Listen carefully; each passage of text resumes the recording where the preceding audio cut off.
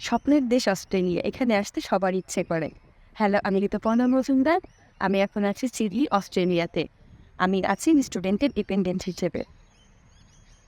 আমি আজকে আলোচনা করব যে স্টুডেন্টের রিফিউজাল থাকার পরও কীভাবে অস্ট্রেলিয়াতে ভিসা হয়। অনেকের ধারণা যে রিফিউজাল থাকলে অস্ট্রেলিয়াতে ভিসা পাওয়া যায় না, কিন্তু ব্যাপারটা তা না।